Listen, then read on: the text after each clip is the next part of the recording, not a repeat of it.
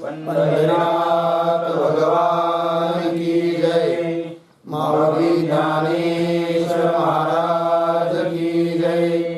जगद्गुरु तुकाराम महाराज की जय। सच्चिदानंद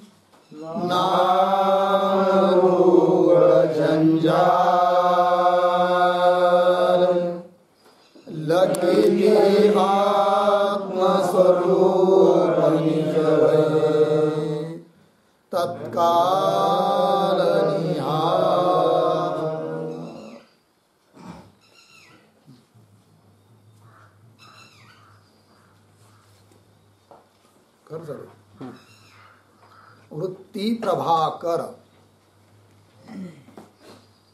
वृत्ति प्रभाकर ग्रंथ में पेज नंबर 1 अनुवृत्ति अनुक्रमणिका जो दी है ग्रंथ में, उसके बाद जो 1 नंबर चालू होता है वहां से हम लोग देखेंगे। तो श्री गणेशाय नमः।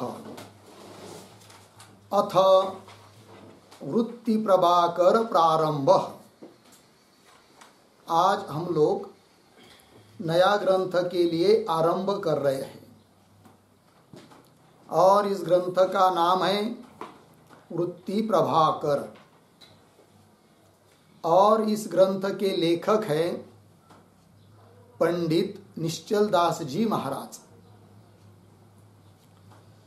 और ये ग्रंथ क्या है, इस ग्रंथ का प्रतिपाद्य विषय क्या है, थोड़ा सा हम लोग त्याचा सिंहावलोकन अवलोकन करते हैं।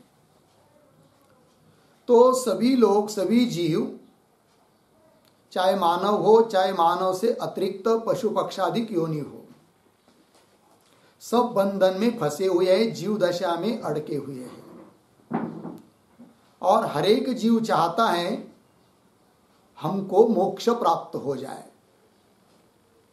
मोक्ष शब्द को यदि कदाचित कोई नहीं भी जानता हो तो भी प्रत्येक जीव ये चाहता है कि हमारे सभी दुखों का नाश हो जाए, सभी दुखों निवृत्त हो जाए और जो परमोच्च सुख होता है, जिसको मोक्ष सुख बोलते हैं, ब्रह्म सुख बोलते हैं, या सीधी सादी भाषा में ऐसा सुख हमें मिल जाए कि जिस सुख का पुनः प्राप्त होने के बाद नाश न हो और जिससे बढ़कर और कोई सुख न हो। और इसी को शास्त्र में मोक्ष कहते हैं। सभी दुखों की निवृत्ति और परमानंद की अर्थात मोक्ष सुख की प्राप्ति, इसी का नाम है मोक्ष। और उस मोक्ष को प्राप्त करने के लिए उपाय है ज्ञान। जब तक उस ब्रह्मात्म तत्व का ज्ञान नहीं होता है तब तक मोक्ष की प्राप्ति नहीं होती है। अतः ज्ञान संपादन करना है और उस ज्ञान को बताने वाला शास्त्र है वेदांत शास्त्र है। वेदांत का मतलब होता है उपनिषद शास्त्र। उपनिषद, दशोपनिषद, सभी उपनिषद है। ज्ञान कांड जिसको कहते हैं, ब्रह्मसूत्र है जिस पर शंकराचार्य जी का भाष्य है, और गीता भाष्य है। और इन उपनिषदों के सिद्धांतों को बताने के लिए बहुत सारे विद्वानों ने जो अद्वैत सिद्धि आदि ग्रंथ लिखे हैं वे भी सब वेदांत के ही ग्रंथ है। और वे सभी ग्रंथ हिंदी भाषा, संस्कृत भाषा में है। और वो संस्कृत भाषा सभी लोगों को ज्ञात नहीं है, जानते नहीं है सब लोग। जब पंडित निश्चलदास जी महाराज जी ने बहुत क्षेत्र में रहकर, विशेष करके काशी में रहकर सभी शास्त्रों का अध्ययन किया, विशेष रूप से वेदांत शास्त्र का अध्ययन किया, और अध्ययन करने के बाद पढ़ाना भी चालू कर दिया, तब उनको ये बात समझ में आई कि मानव मात्र, सभी जीव मानव मात्र उसमें विशेष रूप से जिस मोक्ष को चाहता है उस मोक्ष को प्राप्त करा देने वाला ज्ञान और उस ज्ञान को बताने वाले सभी ग्रंथ तो संस्कृत भाषा में है, और संस्कृत भाषा तो सबको आती नहीं है। अतः सभी लोगों को, सामान्य जनता को भी, जो मुमुक्षु जन है, संस्कृत को नहीं जानते हैं, उन लोगों को भी ज्ञान कैसा होगा। और साधु की दृष्टि, संत की दृष्टि दया दृष्टि होती है। अतः उन्होंने जन सामान्य के ऊपर बहुत बड़ी कृपा की। क्या कि संस्कृत भाषा में बताए गए सभी वेदांत के सिद्धांत प्राकृत भाषा में, बोली भाषा में, हिंदी भाषा में लाके रख दिए। और मुख्य रूप से 2 ग्रंथ निर्माण हुए उनके द्वारा। एक का नाम है विचार सागर और दूसरा है वृत्ति प्रभाकर। तो यह वृत्ति प्रभाकर ग्रंथ ऐसा है कि इसमें बड़े लोग कहते हैं कि 350 ग्रंथों का, 350 ग्रंथों का सार इस वृत्ति प्रभाकर ग्रंथ में है। वेदांत की बहुत अद्भुत प्रक्रिया, अच्छी प्रक्रिया दी है कि जिससे साधक के सभी संशय निवृत्त हो सके। ग्रंथ की भाषा थोड़ी सी शुरू में क्लिष्ट जैसी लग सकती है, किंतु हम लोग जब चिंतन करेंगे तो चिंतन करते करते करते शब्द का परिचय होते जाएगा, तो धीरे धीरे सबको समझ में आ जाएगा। अतः शुरू में कुछ समझ में न भी आवे तो धैर्य को छोड़ना नहीं है, और प्रयत्न और अभ्यास को छोड़ना नहीं है। पढ़ते रहना है, सुनते रहना है, चिंतन करते रहना है। तो यह हुआ ग्रंथ के बारे में। और इस ग्रंथ को जिन्होंने लिखा, ऐसे जो पंडित निश्चलदास जी महाराज, उनका चरित्र बहुत ज़्यादा विस्तार पूर्वक उपलब्ध नहीं है, किंतु जितना भी उपलब्ध है वो थोड़ा थोड़ा आप लोगों को 10 मिनट में बता देता हूँ। फिर उसके बाद ग्रंथ के आरंभ में जो मंगलाचरण का श्लोक आया है, जिसको दोहा कहेंगे यहाँ पर, उसका विचार करेंगे, फिर ग्रंथों को चालू करते हैं। तो पंडित निश्चलदास जी महाराज, उनका जन्म पंजाब प्रांत में हुआ।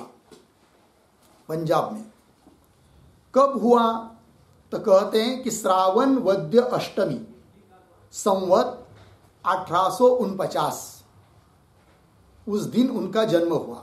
उस हिसाब से ईस्वी सन आ जाता है 1793। तो उस समय उनका जन्म हुआ पंजाब प्रांत में। साधु की यद्यपि जात देखी नहीं जाती है, जाति का कोई मतलब नहीं होता है, तो भी व्यवहारिक स्तर पर कहना हो तो उनके शरीर का जन्म जाट जाति में हुआ। एक जाट करके जात आती है, उसमें हुआ। और उनके पिताजी का नाम है मुक्ताराम, ये नाम है। घर की परिस्थिति बहुत गरीबी की है उनके, और दुर्भाग्य ऐसा कि उनका जन्म होने के बाद, पंडित निश्चलदास जी का जन्म जब हुआ उसके बाद 3 साल के बाद में उनकी मां मर गई। फिर पिताजी ने क्या किया, इतना छोटा सा 3 साल का बच्चा है, फिर उसको लेकर भ्रमण को निकल गए। भ्रमण करते करते करते उनके पिताजी जो मुक्ताराम जी हैं वे दिल्ली में आकर पहुंच गए। तो दिल्ली में एक मठ है, दादू पंथी मठ है, वहां पहुंच गए। और उस समय उस दादूपंथी मठ के वहां के महंत थे जिनका नाम है अमरदास जी महाराज, वे वहां पर महंत थे। फिर उनके बाद उनके पास गए मुक्ताराम जी, 2-3 दिन रहे। फिर उन निश्चलदास जी के पिताजी जो मुक्ताराम, उन्होंने वहां के महंत अमरदास जी को प्रार्थना की कि महाराज जी, इतना छोटा सा बच्चा है, इसकी मां मर गई है, मैं इसको कहाँ लेकर घूमूं, घर की परिस्थिति भी हमारी बहुत गरीबी की है, अतः हम आपसे प्रार्थना करते हैं कि छोटे से बच्चों को अपने पास रखिए, इसको पढ़ाइए लिखाइए, भला होगा, इसका कल्याण हो जाएगा। तब उस मुक्ताराम जी की प्रार्थना स्वीकार कर ली वहां के महंत जी ने। फिर वहां रहने लगे। मुक्ताराम जी वहां से चले गए। फिर उनका अध्ययन चालू कर दिया, धीरे धीरे धीरे धीरे करते करते वह उम्र के 14 साल तक वहां पंडित निश्चलदास जी रहे।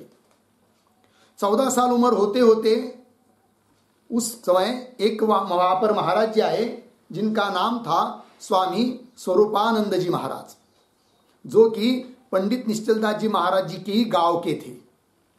वहां आए एक दिन, ऐसे ही घूमते घूमते परिचय हुआ, पता चला कि अपने ही गांव का लड़का यहाँ पर पढ़ता है करके, और बहुत बुद्धिमान है।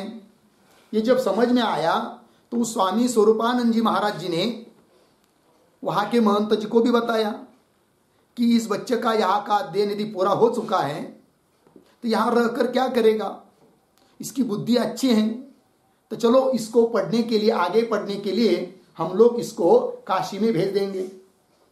वहां के महंत जी भी बहुत सत्वशील थे, बात स्वीकार कर ली, अनुमति दे दी। फिर वो जो स्वरूपानंद जी महाराज जी थे, उन्होंने इस निश्चलदास जी को लिया और काशी में लेकर चले गए। फिर वहाँ काशी में वहाँ रखा किसी मठ में, और पढ़ने के लिए जाने लगे। तो जिनके पास पढ़ने के लिए गए निश्चलदास जी महाराज, उनका नाम था स्वामी विशुद्धानंद जी। किंतु उस विशुद्धानंद जी के पास ज्यादा नहीं पढ़ सके। फिर और दूसरे एक पंडित जी थे जिनका नाम था काकाराम जी, उनके पास गए। तो उनके पास लगभग बहुत सारा अध्ययन निश्चलदास जी महाराज जी का हुआ, और विशेष करके न्याय का अध्ययन उनका दामोदर शास्त्री जी के पास हुआ, ऐसा इतिहास बताता है। और उनके जो गुरुजी थे वो निश्चलदास जी के ऊपर, काकाराम जी महाराज गुरु, शिष्य हुए निश्चलदास जी महाराज, अपने शिष्य निश्चलदास जी महाराज के ऊपर बहुत स्नेह करते थे काकाराम जी। उनके पास लगभग बहुत ज्यादा अध्ययन हुआ। क्यों स्नेह करते थे? इसलिए कि कोई भी गुरु अपने शिष्य पर, उस शिष्य पर अधिक स्नेह करता है जब गुरु को समझ में आ जाता है कि यह लड़का बहुत अच्छा अध्ययन करता है और अपने पढ़ी हुई बात का ये सार्थक बनाएगा, अपने जीवन में लाएगा और अन्य को भी पढ़ाएगा। ऐसे शिष्यों पर बहुत ज्यादा स्नेह करते गुरु लोग। तो उसी प्रकार काकाराम जी बहुत स्नेह करते थे। बहुत वहां पर काशी में विद्वत सभा होती थी, शास्त्रार्थ होता था। उस शास्त्रार्थ में भाग लेते थे निश्चलदास जी महाराज, और विजय हो जाता था क्योंकि बहुत अध्ययन करते थे। उसका परिणाम काकाराम जी महाराज जी की भी बहुत कीर्ति बढ़ गई पंडित निश्चलदास जी के निमित्त से। फिर वहां रहने लगे। फिर अध्ययन जब पूरा हुआ तो जिस प्रकार अध्ययन करते समय बहुत मेहनत करते थे, उसी प्रकार पढ़ाने की भी बहुत रुचि थी। आगे पढ़ते पढ़ते भी पीछे कुछ छात्रों को निश्चलदास जी महाराज पढ़ाते थे। और जब अपना अध्ययन पूरा हुआ तो उसके बाद पढ़ाने की इच्छा से उन्होंने सोचा कि अब काशी से चलते हैं, और जहाँ से हम निकले, जहाँ से हमारा विद्यारंभ हुआ, वहाँ चलते हैं। फिर दिल्ली में चले गए दादूपंथी मठ में, और वहाँ पर छात्रों को पढ़ाना शुरू कर दिया पंडित निश्चलदास जी महाराज जी ने। तो जैसे पढ़ाने में उनमें अनन्य साधारण शक्ति थी, असाधारण शक्ति थी, उसी प्रकार पढ़ाने में भी उनकी असाधारण शक्ति और कुशलता थी। कितना भी कठिन विषय हो, किंतु सामने वाले के गले में उतारने की कला उनके पास थी। अतः बहुत छात्र भी उनके प्रति स्नेह करते थे। और पंडित निश्चलदास जी महाराज और एक हुए सुंदरदास जी महाराज, इन दो लोगों ने उस दादू पंथ की बहुत प्रसिद्धि करा दी, अध्ययन अध्यापन आदि आदि करके। और बहुत संप्रदाय के छात्र उनके पास पढ़ते थे, पंडित निश्चलदास जी के पास। एक बार क्या हुआ, उन छात्रों में से किसी एक छात्र ने, अन्य संप्रदाय वाला था वो, उसने इस दादू संप्रदाय छात्र को कुछ उल्टा सुल्टा बोल दिया। कहा कि तुम्हारा जो गुरु है, मूल गुरु दादू, वो मुर्गा है, इस प्रकार बता दिया। और उसको बहुत गुस्सा आया, हमारे मूल पुरुष गुरु को मुर्गा कहता है। फिर वो दोनों का झगड़ा निश्चलदास जी महाराज जी के पास गया। और पंडित निश्चलदास जी महाराज ये नकारात्मक चिंतन के नहीं थे, सकारात्मक विचार के थे। दोनों को सामने लिया और कह दिया, अरे भाई, वो अपने गुरु को, दादू जी महाराज को मुर्गा कहता है, अच्छी बात हुई। फिर तो हम लोग वहां पर यदि हम लोग कोई होते तो जिसने मुर्गा कह दिया उसको मारपीट कर देते, किंतु ऐसा नहीं। उन्होंने सकारात्मक भूमिका से लिया और कहा कि उसने कहा वो ठीक कहा। बोले कैसे?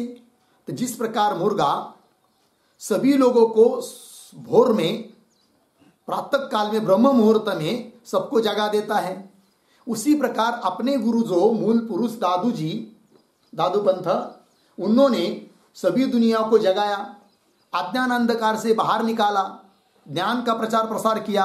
अतः उनको मुर्गा कह दिया, वो तो बात ठीक ही कह दी। इस प्रकार समाधान कर दिया और उस झगड़े को मिटा दिया। तो इस प्रकार पंडित निश्चलदास जी महाराज जी थे। और उन पंडित निश्चलदास जी महाराज जी की कीर्ति बहुत दूर दूर तक चली गई। तो एक राजा था बूंदी का, बूंदी नाम का कोई शहर है, वहां का राजा था। उस राजा के भी कान पर इनकी कीर्ति चली गई। और राजा बहुत गुणी था, गुणवान था। फिर उस राजा आया निश्चलदास जी महाराज जी के पास। फिर उनकी प्रार्थना की कि महाराज जी, हमारे यहाँ भी आप चलेंगे कुछ दिन के लिए तो बहुत हमारा सौभाग्य होगा, हम भी आपसे कुछ पढ़ेंगे, हम आपके शिष्य हैं और वहाँ के लोगों को भी कुछ लाभ हो जाएगा। उस राजा की श्रद्धा, भावना, भक्ति को देखकर पंडित निश्चलदास जी महाराज जी ने अनुमति दे दी कि ठीक है, चातुर्मास के लिए आपके यहाँ आएंगे। फिर गए निश्चलदास जी महाराज, कुछ दिन वहाँ रहे। और राजा का जो भी कुटुंब था, उनकी पत्नी, पुत्र आदि, वो सभी शिष्य भाव से ही रहते थे। और बहुत अध्ययन किया उस राजा ने भी, क्योंकि उस समय के राजा लोग ये सब धार्मिक होते थे प्रायः। फिर वो राजा क्या करता था, बहुत सारे पंडितों को बुलाता था, सभा करवाता था। और एक बार उन सभी पंडितों ने राजा को भी पंडित यह संज्ञा दे दी। इस प्रकार बहुत कीर्ति हुई। और निश्चलदास जी के संकेत के अनुसार उस राजा ने धार्मिक कार्यों के लिए बहुत सारा धन भी खर्च किया। ऐसे कुछ दिन चले। फिर उस राजा ने एक बार प्रार्थना की महाराज जी को, निश्चलदास जी महाराज जी को, कि महाराज जी, अपने पास इतनी बड़ी विद्वत्ता है कि पढ़ते पढ़ते आपने 27 लाख श्लोकों का संग्रह किया। ऐसा उनके चरित्र में आता है, 27 लाख श्लोक। और इतने सारे ग्रंथों का आपने अध्ययन किया, पढ़ाने की शैली अच्छी है, तो कृपा करके कुछ ग्रंथों का लिखान काम आप करेंगे तो अच्छा होगा। निश्चलदास जी महाराज को भी समझ में आया कि लिखना चाहिए, क्योंकि सभी ग्रंथ प्रायः संस्कृत में है। अतः हिंदी में तत्वज्ञान यदि हम बताएंगे तो जन सामान्य को भी उसका लाभ होगा। इस दृष्टि से पंडित निश्चलदास जी महाराज ने ग्रंथ लिखना आरंभ कर दिया। तो लिखा तो उनके ग्रंथ संपदा में पहला ग्रंथ विचार सागर हिंदी में लिखा है। फिर वृत्ति प्रभाकर और भी बहुत ग्रंथ लिखे हैं, जैसे कि कठोपनिषद का जो भाष्य है उस पर भी एक संस्कृत टीका पंडित निश्चलदास जी महाराज जी ने लिखी है, उपलब्ध नहीं है आजकल बहुतेक प्रायः। और ईशावास्य पर भी टीका लिखी है, वैदिक शास्त्र के ऊपर भी कुछ ग्रंथ लिखे हैं। ऐसे बहुत सारे ग्रंथ पंडित निश्चलदास जी महाराज जी ने लिखे। फिर विचार सागर जब लिखा तो संवत 1905, उस हिसाब से ईस्वी सन आता है 1848, 1848, 1848, 1848। उस चातुर्मास में विचार सागर ग्रंथ पूरा हुआ। उसके बाद बूंदी कोट में ही वृत्ति प्रभाकर ग्रंथ लिखा। वो काल था संवत 1916। उसके अनुसार ईस्वी सन आता है 1859, 1859, 1859। उस समय वृत्ति प्रभाकर ग्रंथ पूरा हुआ। तो वो पंडित निश्चलदास जी महाराज जी थे, उनका शरीर कृश था और चेहरा उनका जो मुखवटा था वो लांबट गोल ऐसा बताते हैं। और उनके शरीर में हमेशा ज्वर की पीड़ा रहती थी और उनकी समभावता, समदृष्टि थी। चाहे कोई राजा आए, रंक आए, कोई पंडित आए, सभी जीवों पर समभाव समदृष्टि थी। संत थे और बहुत सारे शिष्य पास में होने पर भी उनका एक वैशिष्ट्य था कि वो किसी से सेवा नहीं लेते थे। अपना जो निजी काम है, चाहे वो कपड़ा धोने का हो, कमरा साफ करने का हो, वो स्वयं करते थे। पंडित निश्चलदास जी महाराज, ऐसा उनका वैशिष्ट्य था, किसी से सेवा नहीं लेते थे। और बहुत संग्रह कम था, उनके पास संग्रह था ग्रंथों का, बहुत सारे ग्रंथ, और बाकी चीजों का संग्रह नहीं था। एक दो कपड़ा बस, उससे ज्यादा कपड़ा भी नहीं रखते थे, ऐसे थे। उनकी समाधि है दिल्ली से 18 कोस दूर एक गांव है, किहडोली हम लोग उसको बोलते हैं, लेकिन किंतु अब इस समय उस शहर का नाम किडौली या प्रहलादपुर ऐसा है।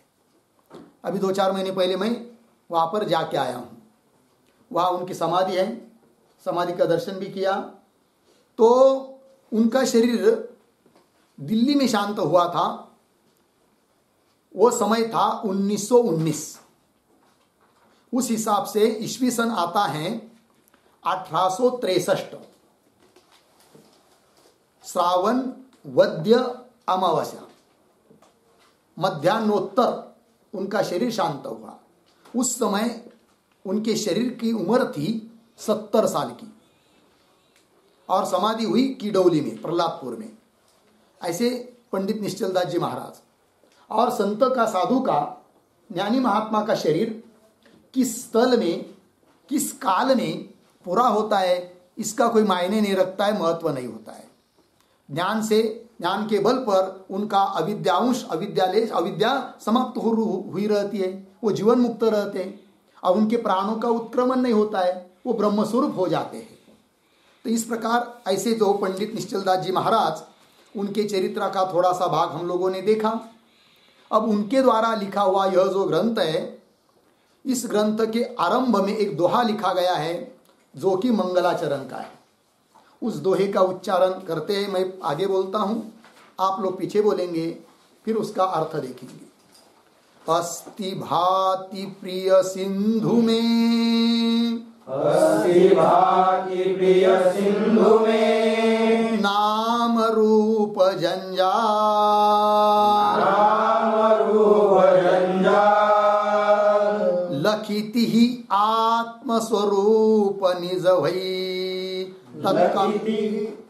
तत्काल निहाल, लखिति आत्मस्वरूप निज भई, तत्काल निहाल। ठीक। अस्ति भाति प्रिय सिंधु में, नाम रूप जंजाल,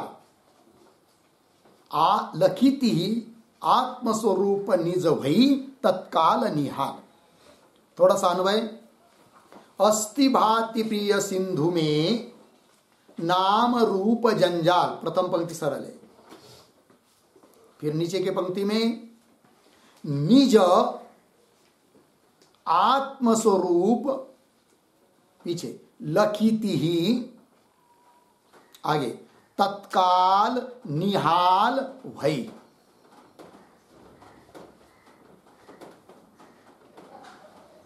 ठीक, देखो भाई, तो कोई भी ग्रंथ हो तो ग्रंथ के आरंभ में मंगलाचरण करने की परंपरा आई है।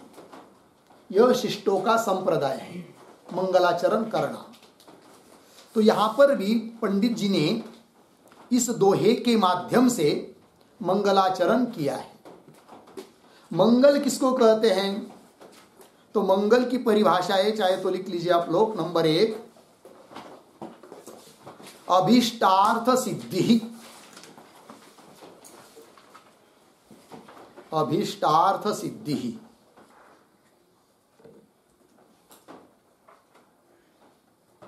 ठीक। नंबर 2, विघ्न विनाशनानुकूल। विघ्न विनाशनानुकूल, विघ्न विनाशन अनुकूल व्यापार विशिष्टत्वम। व्यापार विशिष्टत्वम मंगलत्वम। मंगलत्वम। नंबर 3, समाप्ति प्रतिबंध की भूत। समाप्ति प्रतिबंध की भूत दुरित विशेष विघातकत्वम। दुरित विशेष विघातकत्वम। ठीक है। अर्थ देखो भाई, अभिष्ट इच्छित अर्थ की सिद्धि होना, यही मंगल है, एक भाषा परिभाषा। दूसरा बता रहे हैं विघ्न विनाशन अनुकूल। कोई भी कार्य हो, कार्य के लिए विघ्न तो होते ही है, किंतु उस विघ्न यदि बीच में आ जाते हैं तो कार्य की सिद्धि नहीं हो पाती। अतः कोई भी कार्य करता यह इस बात को चाहता है कि हमारे कार्य में कोई विघ्न न आवे। तो विघ्नों का विनाश, विघ्नों का नाश, उसके लिए अनुकूल जो व्यापार है कि नहीं, उस व्यापार विशिष्ट जो क्रिया है, व्यापार है, उसी का नाम है मंगल। ठीक है ना। भगवान को प्रार्थना करना, भगवान का चिंतन करना, ये सब क्यों। और एक परिभाषा लिखी गई है कि समाप्ति प्रतिबंध की भूत दुरित। दुरित मतलब पाप विशेष या विघ्न। तो समाप्ति के लिए कोई भी कार्य हो, उसके समाप्ति के लिए प्रतिबंध की भूत होते कौन? दुरित, विघ्न, पाप। उन दुरित विशेष का विघात, नाश जिससे होता है उसको कहते हैं क्या? मंगल। ये मंगल हुआ। और उस मंगल के 3 भेद होते हैं। एक होता है नमस्कारात्मक मंगल, दूसरा होता है आशीर्वादात्मक मंगल, और तीसरा होता है वस्तु निर्देश रूप मंगल। ठीक है। नमस्कारात्मक मंगल क्या है? तो उसकी भी परिभाषा चाहे तो आप लोग लिख सकते हैं। स्वनिष्ठ अपकर्ष। स्वनिष्ठ अपकर्ष विषयक। अपकर्ष विषयक बोधानुकूल। बोधानुकूल स्वीय व्यापार। स्वीय व्यापार। ठीक। अर्थ देखिए, तो स्वनिष्ठ अपने में जो अपकर्ष, उस अपकर्ष का, न्यूनता का बोध कराने वाला, स्वनिष्ठ जो अपकर्ष, उस अपकर्ष को विषय कराने वाला जो बोध, और उस बोध के लिए अनुकूल जो अपना व्यापार, उसका नाम है नमस्कारात्मक मंगल।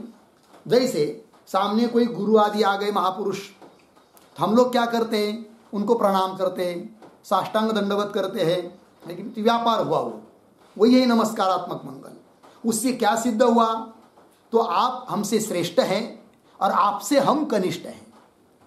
तो स्वयं में विद्यमान जो अपकर्ष, उस अपकर्ष को विषय करने वाला जो बोध, ज्ञान, कि सामने वाले को ज्ञान हो जाता है कि अपने को प्रणाम कर रहा है, अपने से छोटा है, और हमको भी ऐसा लगता है कि अपने से बड़े हैं। तो उस बोध के लिए अनुकूल जो नमस्कार आदि करना व्यापार है, उसका ही नाम है नमस्कारात्मक मंगल। अपने इष्ट देवता का स्मरण करना, उनको प्रणाम करना, ये नमस्कारात्मक मंगल में आता है, हाथ जोड़ना, पैर पड़ना। फिर दूसरा है आशीर्वाद मंगल, उसकी भी परिभाषा। परमेश्वरात्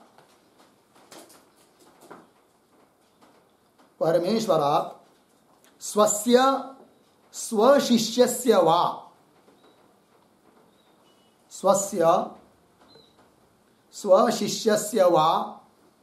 वांछितार्थ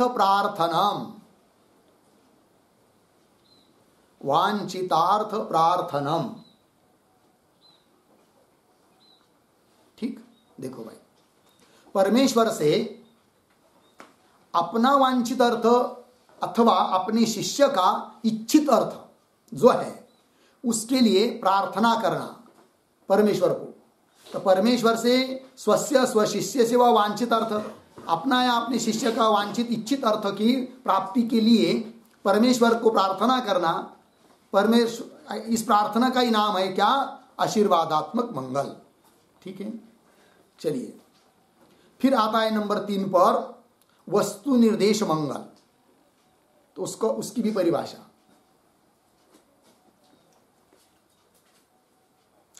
श्रेष्ठतम देवता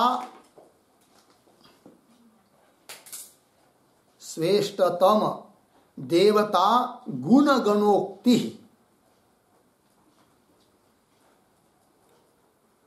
श्रेष्ठतम देवता गुणगणोक्ति हो गया। मतलब क्या?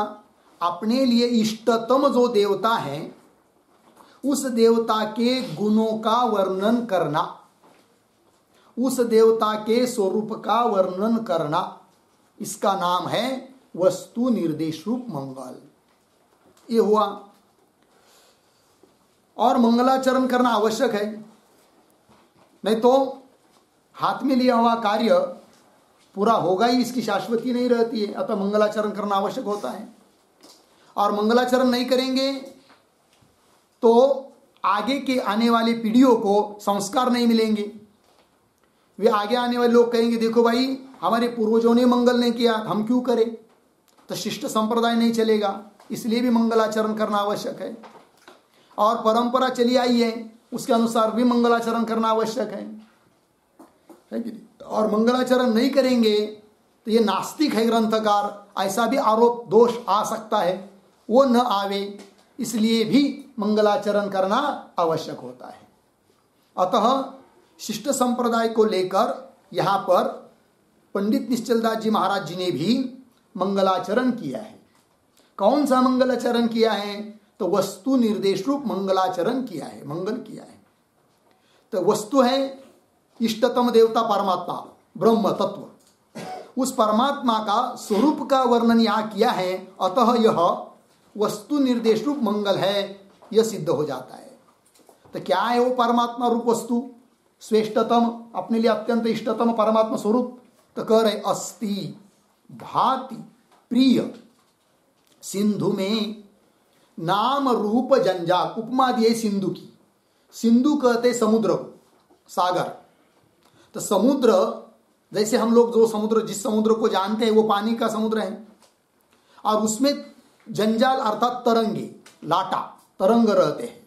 समुद्र पर बहुत बहुत बड़ी बड़ी, कभी छोटी छोटी तरंग चलते रहते हमेशा।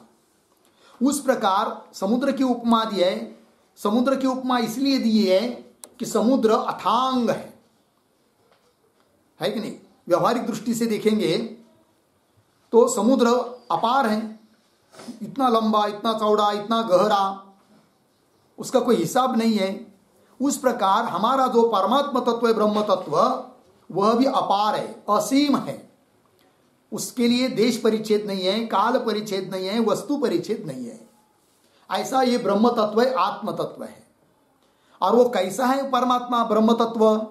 समुद्र की तरह तीनों परिच्छेद से रहित है। व्यवहार में समुद्र का परिच्छेद हो पाएगा वो बात अलग है, किंतु स्थूल दृष्टि से सामान्य गृह, घर, घट, पट आदि की अपेक्षा समुद्र अपार है, वो सापेक्ष अपार है। किंतु परमात्मा की अपारता निरपेक्ष अपार है, पार नहीं है, उसका परिच्छेद नहीं है। अतः वो परमात्मा कैसा है फिर? तो अस्ति, भाति और प्रिय, ये उसका स्वरूप है परमात्मा का। अस्ति शब्द का अर्थ होता है सत्ता है, सत्यत्व दूसरी भाषा में कहना हो तो। और सत्य उसको कहते हैं जो उत्पन्न नहीं होता है और नष्ट भी नहीं होता है। तो अस्ति शब्द से, अस्ति शब्द का प्रयोग करके परमात्मा में बताया गया है कि परमात्मा का स्वरूप, कि परमात्मा उत्पत्ति वाला नहीं है, नाश वाला नहीं है, अर्थात आदि नहीं है, अंत वाला भी नहीं है। आदि मतलब उत्पत्ति, आदि वाला नहीं अर्थात अनादि है, और अंत वाला नहीं मतलब अनंत है। तो परमात्मा कैसा हुआ? अनादि अनंत। एक ही एक वस्तु है, वही केवल अनादि अनंत है। कौन? परमात्मा। बाकी सभी वस्तुएं कुछ तो सादी शांत है और कुछ है तो अनादि शांत है। माया वगैरह अनादि शांत है, नष्ट होती है अनादि होने पर भी। और ये दुनिया की वस्तुएं घट पट मठ शरीर आदि सादी शांत है, उत्पन्न होते हैं, नष्ट होते हैं।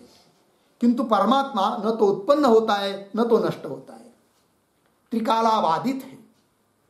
तीनों कालों में उसका बाध नहीं होता है, उसकी निवृत्ति नहीं होती है, किसी से भी उसका नाश नहीं होता है, नाश से अतीत है। इसलिए उसको कह दिया वो कैसा है? अस्ति है, सत्ता। फिर कैसा है भाई? भाति। ठीक है, भाति शब्द का अर्थ होता है ज्ञान स्वरूप है। तो व्यवहार के जो संसार के पदार्थ है वो जड़ है, तो जड़ की व्यावृत्ति करने के लिए पद आया भाति, अर्थात परमात्मा ज्ञान स्वरूप है, वो स्वसंवेद्य है। उसको जानने के लिए और किसी चीज की जरूरत नहीं पड़ती है। जैसे सामने घट रखा हो तो घट को जानने के लिए दिया चाहिए, बैटरी चाहिए, या सूर्य प्रकाश कुछ तो चाहिए, तब हम घट को जान सकते हैं।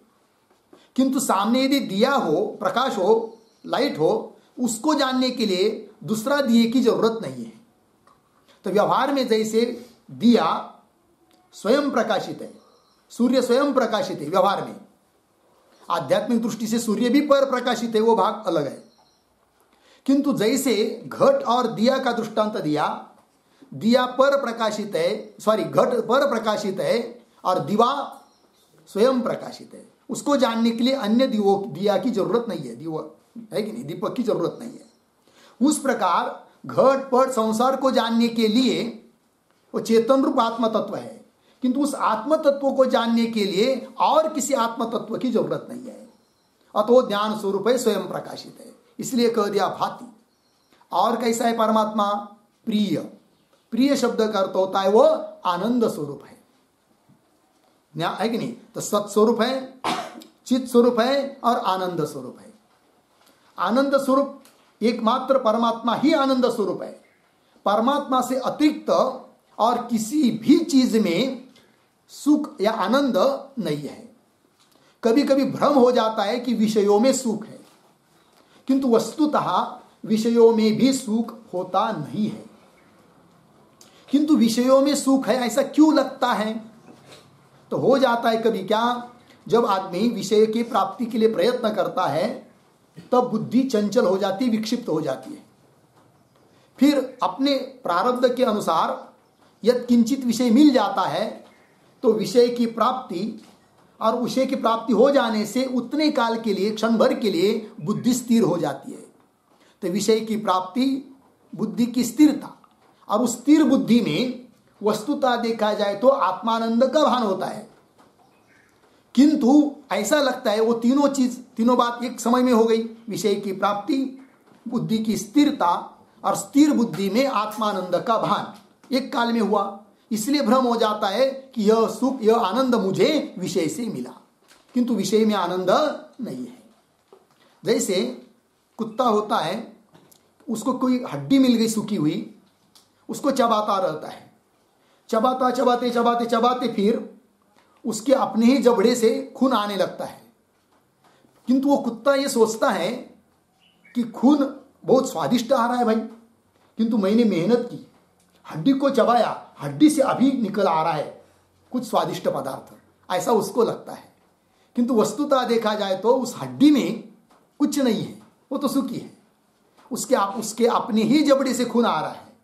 उस प्रकार आनंद मिल रहा है, सुख मिल रहा है हर एक जीवों को, वो अपने स्वरूप का ही है। किंतु भ्रम हो जाता है कि मुझे आनंद विषय से मिल रहा है। यदि विषय में ही आनंद मानेंगे तो सुषुप्ति अवस्था में किसी को भी आनंद की प्राप्ति नहीं होनी चाहिए।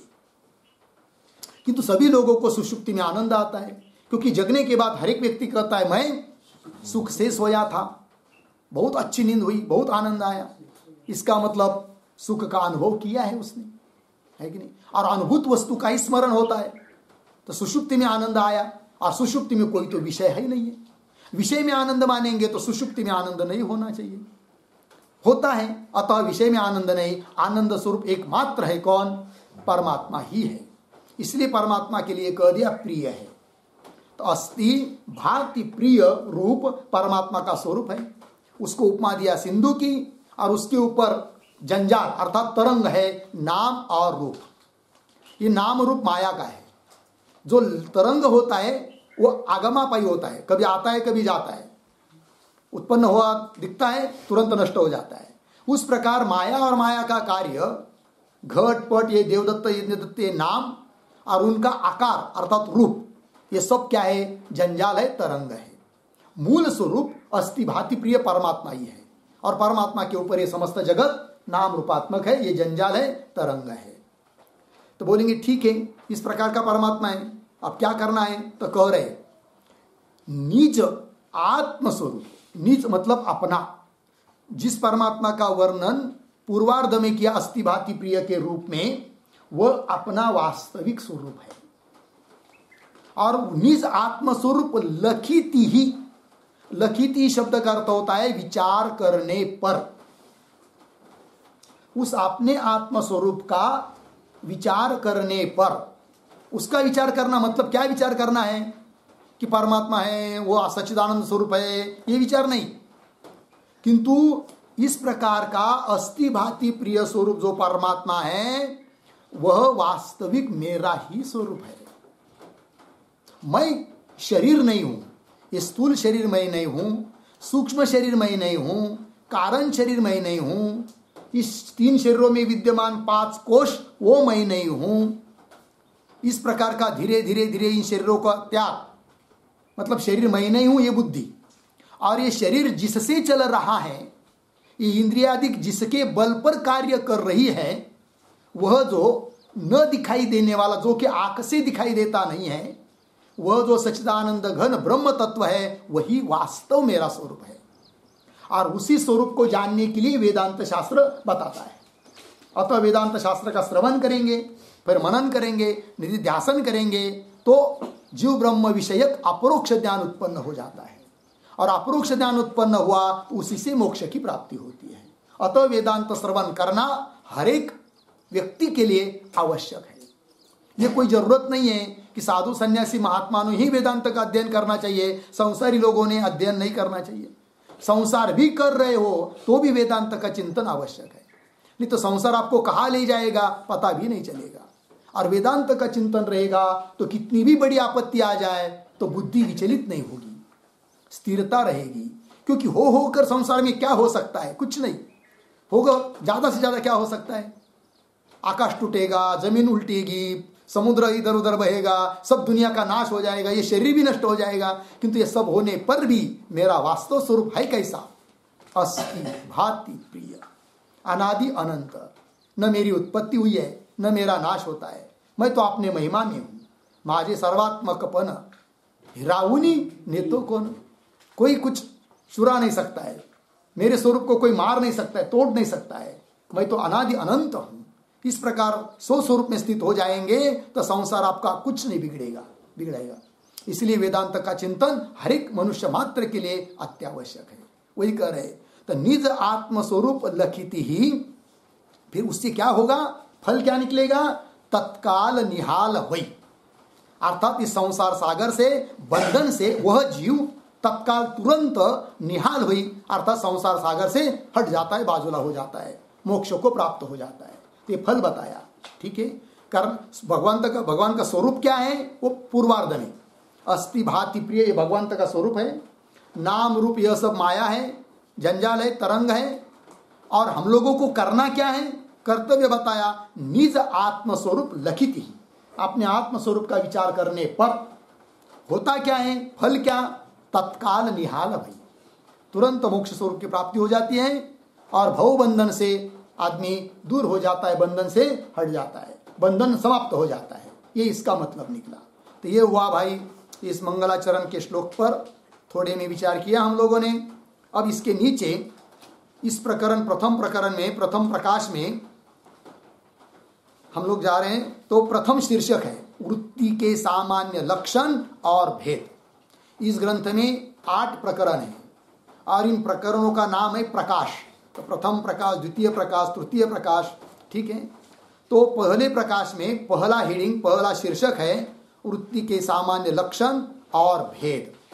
तो इस शीर्षक के अंतर्गत सब बात बताएंगे, इस ग्रंथ में क्या क्या बताया है और वृत्ति क्या है, वृत्ति का लक्षण क्या है, सब चीजों का विचार होगा। किंतु आज यहीं पर हम लोग रुक जाते हैं, आगे का विचार हम लोग कल करेंगे, ठीक है। ओम पूर्णमदः पूर्णमिदं पूर्णात् पूर्णमुदच्यते